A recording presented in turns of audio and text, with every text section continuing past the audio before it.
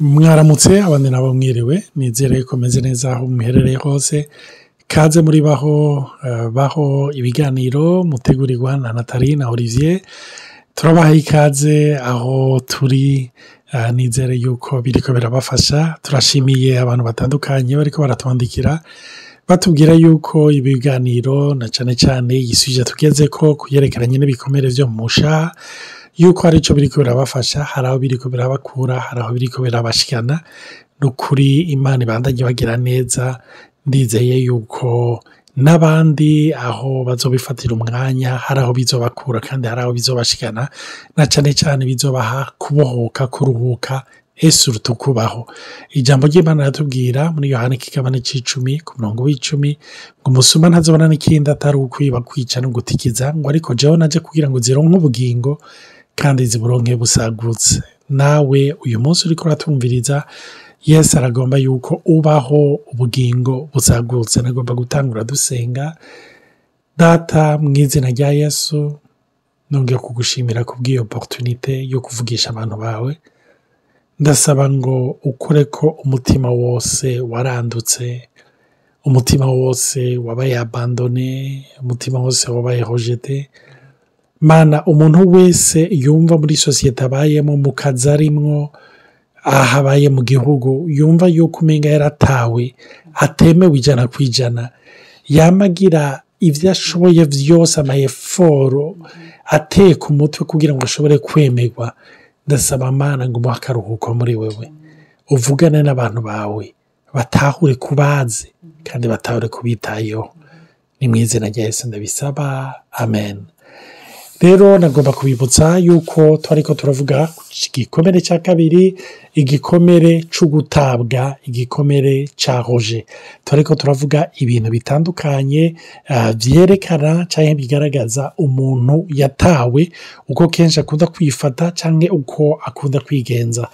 nagomba no kubibutsa rero ko dufise inyigisho kuri WhatsApp bambe kuri YouTube kuri chaîne yacu yitwa Baho podcast nagomba kwibutsa hariyo benshi badukurikira biyabonesheje mugabo batakritse kuri kaga kengeri ka notification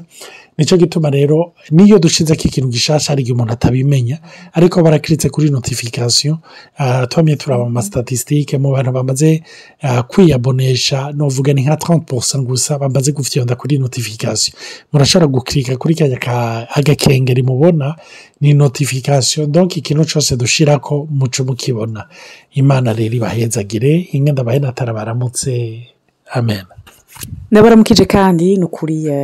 nundi mwanya mwiza gusubira kuganira nkuko Olivier yabivuze hari abantu benshi badushingiye intahe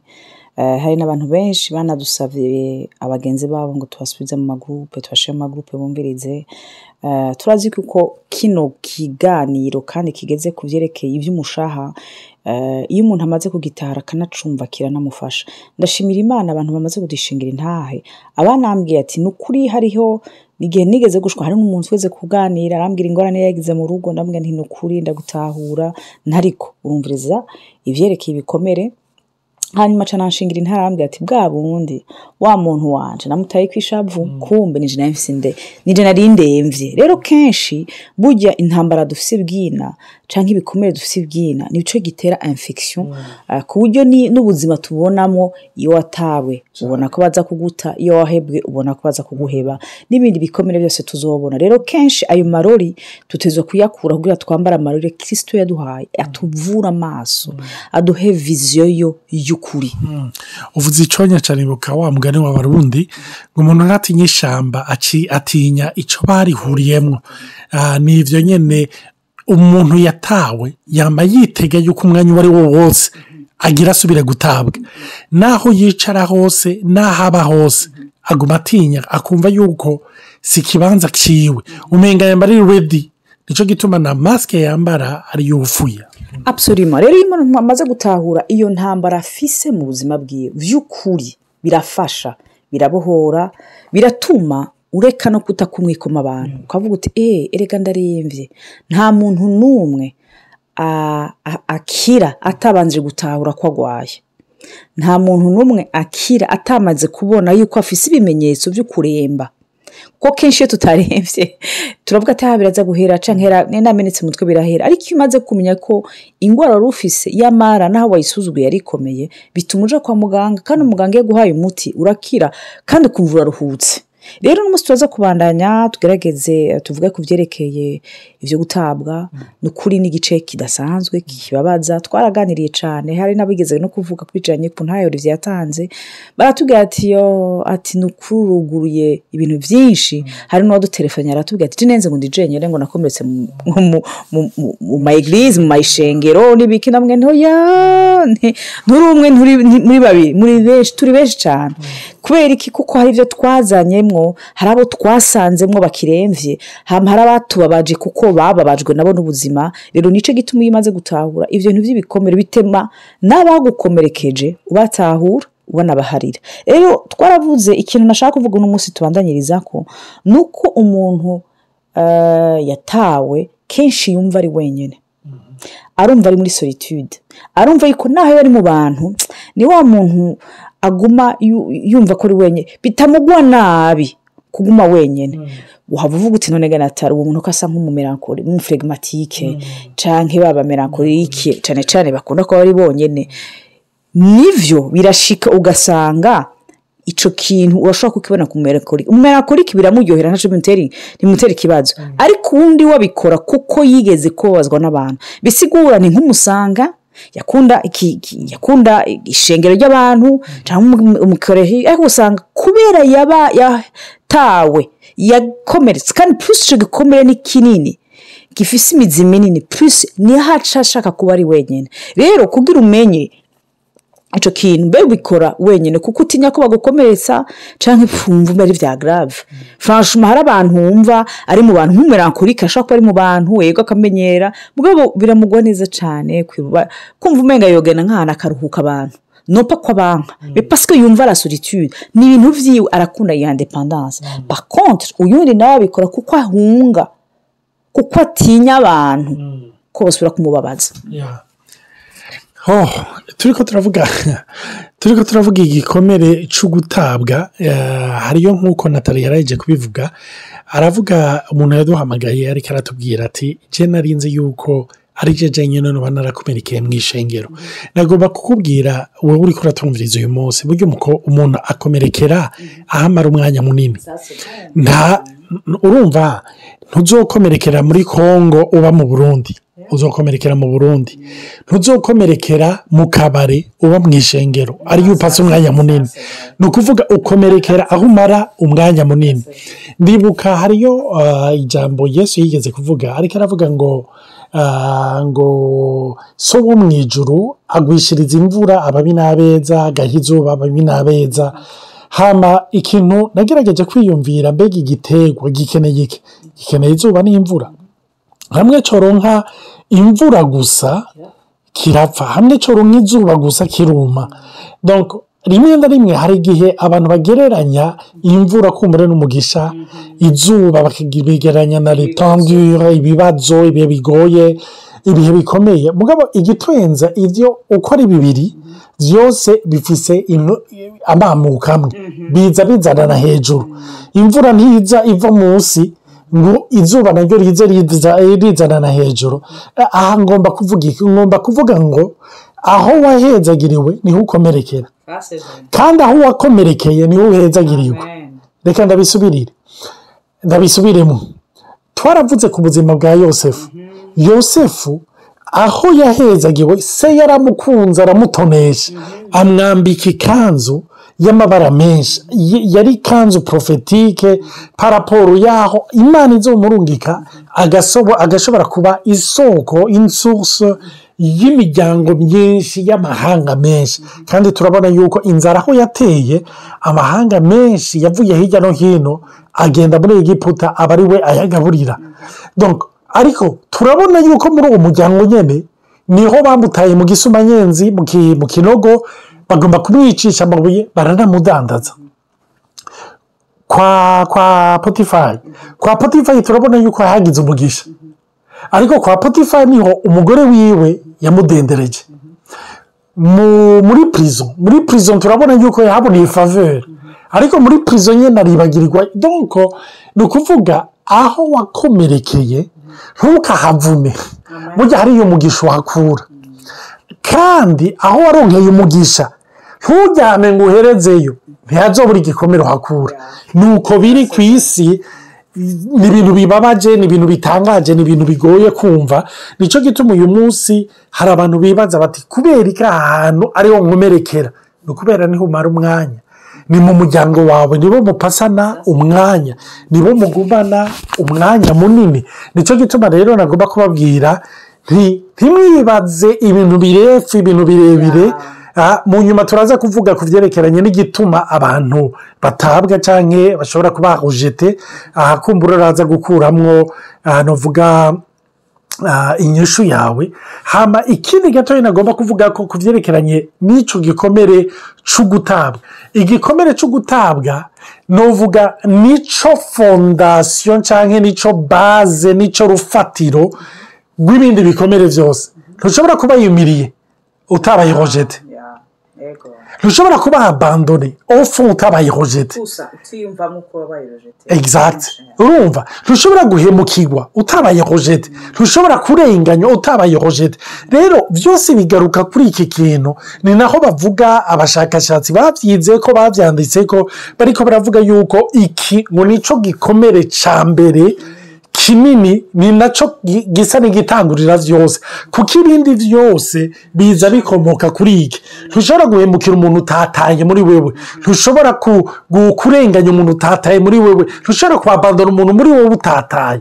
donc ni ikintu agomba kuvugako twokongereza tukanavuga yuko ni umuntu iriko aranavuga umenga asa nk'ukara canke ari yahoga sinzi mu kirundi kubahoga nk'ufise umenga arishima umenga ariyemera rero kubera iki ashaka kwiyemera canke kwemeza kuko yigeze gukomereka kuko baramuteye muri identite yiwe urumva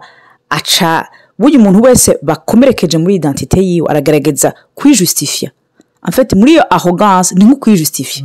donc umuntu umenga azoba asa nk'umenga ariko aragwana nk'uko umenga avuga umenga n'umugwanya hari umuntu yigeze kutubwira arantelefona arambwira ati yamara turiga kuvyerekeye ibikomere arambwira ati jewe vraiment je nibaza ko narisanga ni mugabo ati ndiko ndavuga gutya na gutya abantu benshi bamavuga ko ndiko ndabakomeretsa nti kandi naje narabibonye vraiment ndamubwira nti nivyo birashoboka nti mugabo muri aka kanya turatangura ibintu by'ibikomere nca ndamubaza vraiment nti none wowe ni wowe waragize nk'ibibazo byo mu muryango wawe mu buto bwawe mu biki acambwa ati effectivement abavyeyi banje barahukanye nkiri muto rero umwana twarabivuze yuko ivyo bikomere birafise urufatiro cane ukiri umwana rero umwana muto iyo umuvyeyi umwe muri bagiye ari santa abandone ngumenga baramuhebwe cyane akumva umenga aratawe rero muri ico gihe kenshi aradevelopa muri we une colère ishavu ata ku bantu yari guta kuri wa muvyeyi yari atari hava ko ararikurana ugasanga kuko ritigeze ritorega umuti ariterera ku muntu wese wese cyangwa ni ubwo none mbwo ati neza na neza urabitoye naragize ikibazo mu buto bwanje abavyeyi banje barahokanye rero nice gituma basa mvuga nkumenga ndakankama canke ndatontoma rero ico kintu nijije kubitahura yuko umenye ko umuntu ariko ari asa nk'umenga arakara canke ari yahoga canke arakomeretsanya peut-être vérifier none ubwo mu buto bwiwe ntibaragize ivyo bibazo c'est vrai ko iyo arrogance umuntu ashobora kwibona mu ba colérique mugabo kenshi iranaboneka no mu bantu byitwa yuko rabasanga ba melancholique phlegmatique kuko yigeze gukomereka aho hantu iyo arrogance canke aho menga na manyama canke kwiyemera nuko aba yaratawe rero kuri we komi yatawe umenga ifo yuko akoresha inkomezi uzigwije n'icumi kugira ashobore kwemerwa pour se créer une place ugiye kuraba nk'abakorerike bari kuravuga tuzofata umwanya tuvuge ku matemperama par rapport canke kuvuga influence ibikomere bigira mu matemperama tuzoronka umwanya tubidevelope mugabo abakorerike n'abantu kenshi bakunda kuviva iki gikomere cya roje kubera uko bameze baragoye gutahurwa tuzobona nitwabona igituma abantu bakunda kuba rejete donc n'abantu badakunze gutahurwa facilement kandi ni n'abantu kubera ubuzima babayemwo n'abaventurier n'abantu bagerageza n'abantu bafonsa uzosanga ari abantu baronka amaromarke bakarigwa gose skife yuko umenga hariyo ikintu sinzi ngene nocita igikarashi cyangwa ikarapase agerageza kwiremera kuri we kugira amaromarke yose haba kiza ngo amugire ko efe ni nacyo gituma usanga abakolerike nka cyane cyane kenshi amaromarke cyangwa ibyo bavuga ko they don't care ntubagore ntacyo bibabwiye puruvi yuko baba bashika kuri ku ntumbero yabo rero niho umuntu yabaye rejete nawe arafise ingene rimwe na rimwe kugira yiproteje usanga umenga yafisha arrogance umenga afisa amanyama kubera iki ofite umenga avuga ati ubuzima nta faveur bwangiriye rero urumva sinzi umugari w'ikirundi sinawuzi neza bavuga yuko ngo icyo ukura mu kanwa k'imbwa ugikuza yuhira ibintu nk'ibyo donc ni ukuvuga nawe asa n'umuntu byose ifu yuko akoresha inkomezi ifu yuko agerageza kwiyafirma kugira ngo ashobore kwemerwa kugira ngo ashobore gutinywa kugira ngo ashobore kubahwa rero nk'uko duheje kubivuga rero umuntu yakomeretse ameze ari muri ivyo bihe ikindi kintu byerekana n'umuntu atafise abagenzi benshi twonavuga yuko plus igikomere cabaye kinini plus abagenzi baragabanuka cyane urumva urashobora gusa nk'uhunga hari gishobora kuri ku kazi n'ibiki ariko ni babandi vy'ukuri urashobora kuvuga ati none mbega mfite abafise abagenzi bangahe abamera kuri ko barabafise franchement baragifise babagize si benshi ntibuzuye mugabo bariho urashobora kumumenya neza ko bwati naka ashaka ni bamfamfe si benshi si kigwi mugabo barahari ariko umuntu yakomerekejwe no gutabwa aririnda ubugenzi kubera mu buto bwiwe twaravuze ko kenshi ibyo bikomere biza ukiri mu buto bwawe canke ico gikomere kigategwa n'umuntu wizigiye gose uwo mwubakanye par exemple urumva tureke umuntu areba mu gishinga c'umuvyeyi dufata umuntu wo mwubakanye iyo akureje se ku divorce burya bene data kwahukana igitumo n'ababara n'abantu bababazwa nuko kwahukana umenga nukwemeza imbere y'abantu ko gutaye urumva